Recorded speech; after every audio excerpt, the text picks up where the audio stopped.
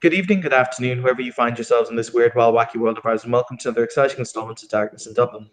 This evening's scene takes place high in the Wicklow Mountains, overlooking the city of Dublin, as Bella Kativa has once again emerged headlong from the Umbra, as he has spent so much of his time recently in a vain attempt in order to fix the damage that have been caused by Nefandi, technocrats, and all other manner of hell-bent entities who seem to care nothing for the living world, corrupting everything they touch and twisting even the spirits of the mother to their own foul purposes. He will emerge exhausted, his body torn in several places, rent, blood dripping down. It has not been pleasant trying to appease very angry spirits.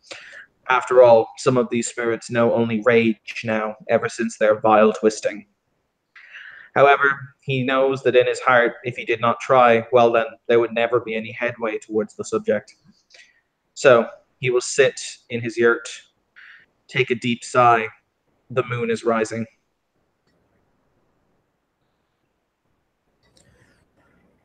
Bellic will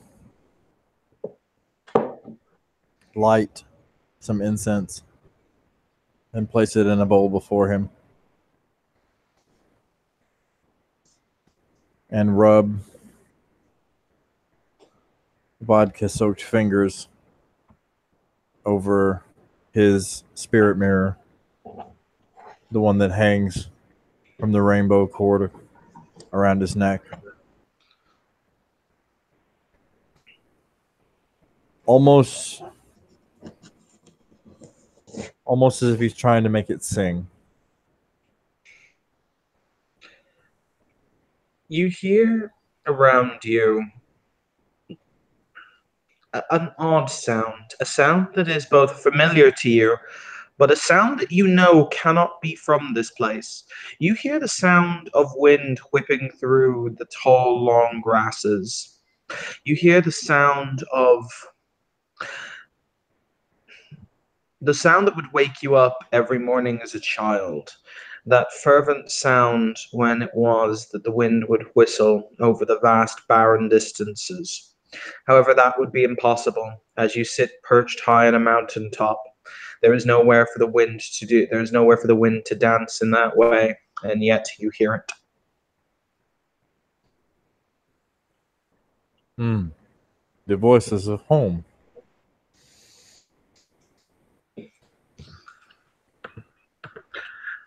It is unusual. There was no wind when you returned. The night was calm, and yet now a breeze buffets the entrance to the earth, causing the flap to move in and out with the sway of the breath of the breeze. Bellic will go and open the door to the yurt, like full open, and prop it. And whisper an invitation, come, have tea. As you look outside, you are immediately struck with the fact that you are not looking at the place that you know. You are not looking out over the city of Dublin, not at all, as a matter of fact. You look out and you see this place, a place that you know, a place that cannot be here, as it is so incredibly far away. You see here, stretching out before you as far as the eye can see.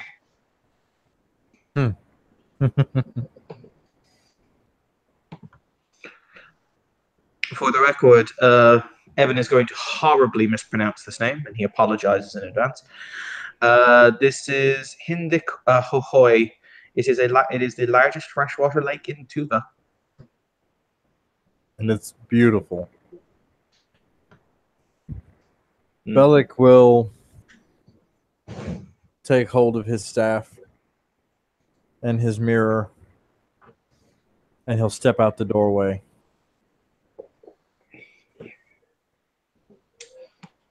You feel the breeze brush against you.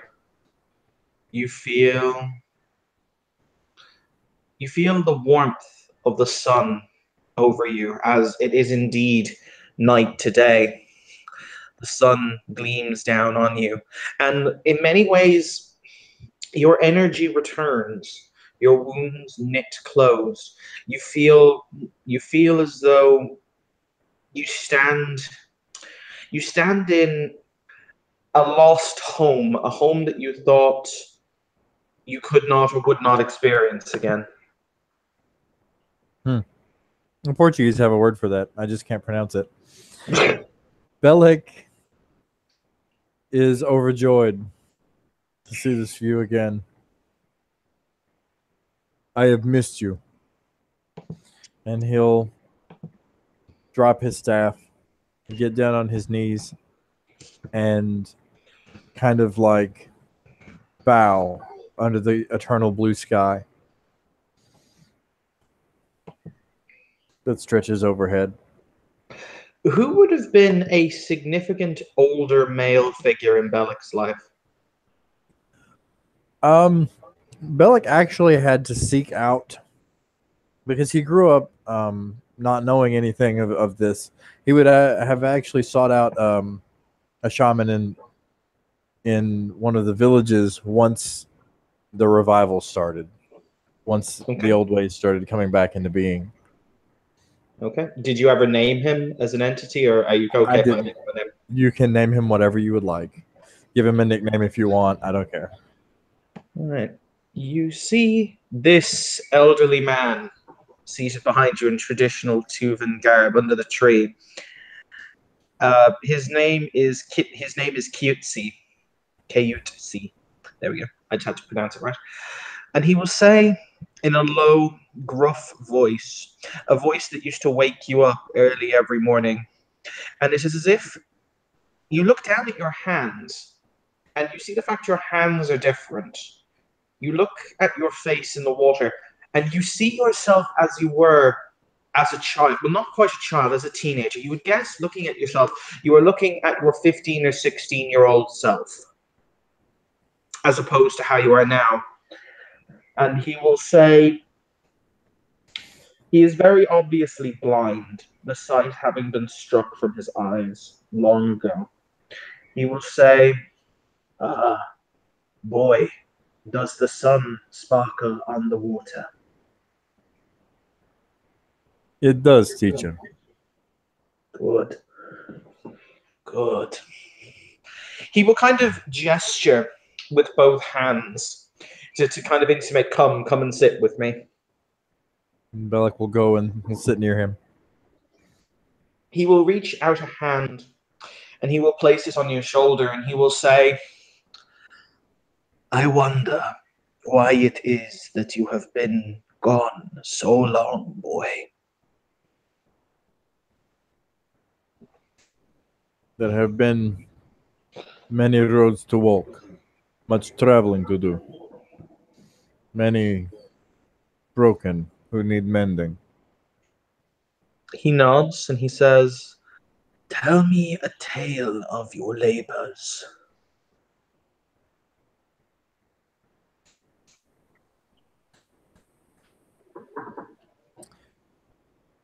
There was a car accident outside my yurt before I came to where I am now. It was very hard to hear, but I was the only dwelling within sight. Parents rushed in with child for help. I had no choice. Is there ever one? I did the best that I could. The child lives. It took a great strain and toll upon me. The child lives. You will see him nod and he will say, "So, it is then that rather than act or rather, not act. You chose to be summer or spring, the gift of life, as opposed to winter, where one must watch life shrivel and die away. The threads were not cut for this one yet. There was still time for him under the blue sky. Others have not been so lucky. He will say, "So, you have lost as much as you have gained, then, boy." There is a friend I made years ago. Actually, he misspeaks there. Months ago, There we because to go. him time is strange lately. Yes. Um, there was a friend I made months ago who helped me to understand the mysteries of the other side of that coin. Now, this friend is somewhat shackled to an existence that is not particularly helpful. There is a path which spirits must walk, and this one is being barred from it. It is painful to see, though I have no power to stop it at the moment. How are they bound? I am uncertain of the ways in which the chains were forged, but another holds them, their spirit, preventing it from moving on. I was not even there to see them die. And do you think, Beliktiva, that had you been there, it would have been different? I feel hope that it would have been, and a responsibility that such a thing did not occur. There is a weight in my heart. Very, very quickly, much quicker than you think he could, he will remove the hand from your shoulder and he will use his opposite hand to basically backhand you across the face with as much force as he can muster. He's not a big man, and he's an old man, so realistically, it probably doesn't hurt overly much, but it is the shock of the action. Mm-hmm. And he says, "What is, what is not, is not. If we concern and if we break our souls for every action, every transgression, every possibility, then we are simply shattered glass and nothing more. You must forgive yourself not because of your inaction, not because of your inability to act. You must accept that this was simply how it was that fate decided to play its hand."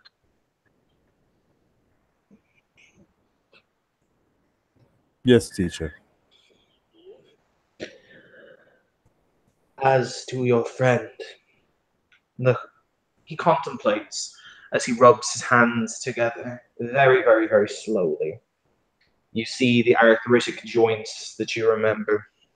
You feel the same coarseness of the hand you knew when you were but a boy. And he says, "As for this person, this spirit, they still exist, yes?" As far as I am aware, I have Then spent much time away from them. then there is always the chance that what you could not have done then, in freedom that you may grant them, you may do now.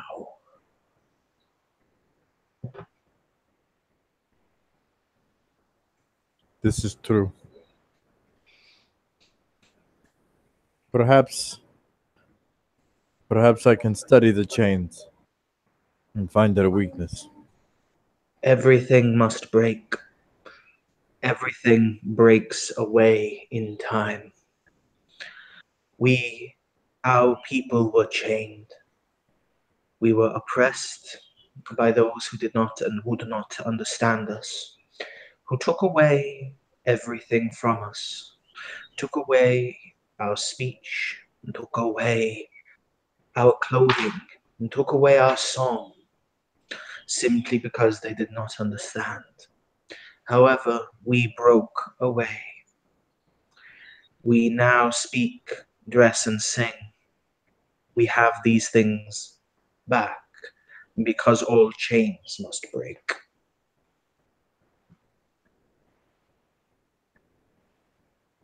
Da, I understand. He will say, do you plan to one day follow the road that will lead back home? I plan to wander the road which needs my gifts most, whether for blessing or for curse, for good or for ill, to heal those that I may, and to be there for those that I may not. Hmm. He will say, remember that all things must end. It is the vanity of fools to think that things are eternal. Life must give way to death, death must give way to life. It is the acceptance of these facts, the acceptance of our place within them, that renders us serenity, that renders us the quiet place.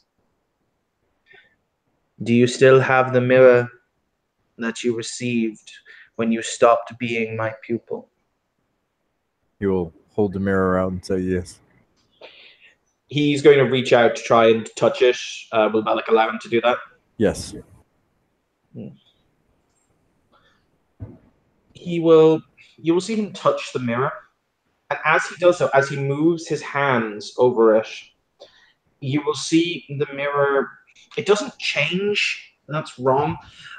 You will see engraved into it as his hands move over it a single, very simple line written in the traditional Tuvi script, which I'm led to understand is somewhat similar to Chinese kanji in terms of how it looks, which will, to your eyes, basically say, all times and in ever, summer must give way to winter, and winter must give way to spring. And it rings the outside of it before he will hand it back to you.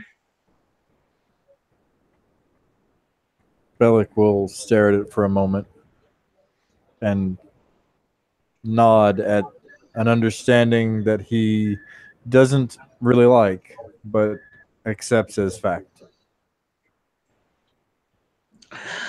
The old man will stand up very, very shakily. Once again, the arthritic joints. And he will say, be my eyes to the water's edge, child. Bellic will extend his arm and pick up his staff. As you walk down to the lake, he will say, I was always proudest of you.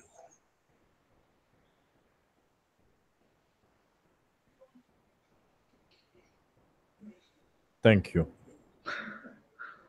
When you both stand by the river or by the lake for a few moments, it will be as if the world around you, including the old man, simply turn to dust and are blown away in a kaleidoscope of colors that surround you, until Bellic Tiva is sitting back in his yurt, the incense having burned low, the smoke no longer being given off, and he will know, as he sits there, that he has come to a greater understanding, and that all it is simply a matter of taking that last step.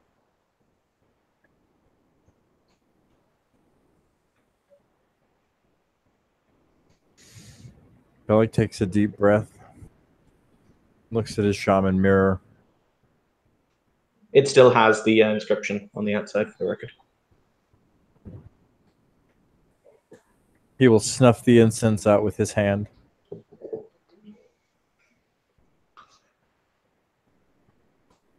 Take up his sword and step outside. You see Dublin spread out before you, and in that one moment, you hear 1,000 cries. You hear the screams of women as babes are ripped from their arms.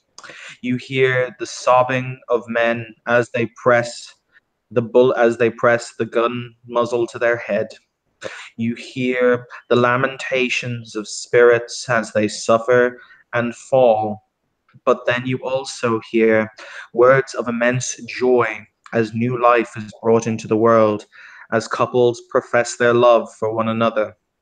And you come to the realization, as your patron is the great bird mother, Yilf. That is indeed your patron. Mhm. Sorry, that took me a moment. You come to the realization that life and death intercircle one another. That when it is time for something to die, it must die. When it is time for something to live, it simply must live. And in that moment of realization, you stand Dublin before you, the city gleaming and stinking all at once. And you know that you are here for a reason. Congratulations, Bellic. You have unlocked Erite 4. Yay! Boo! And with that, we shall end our scene. Thank you, player, for playing. If we ever have any watches, thank you, watchers, for watching. This has been another scene in Darkness in Dublin, where I get Eastern metaphysical and shit.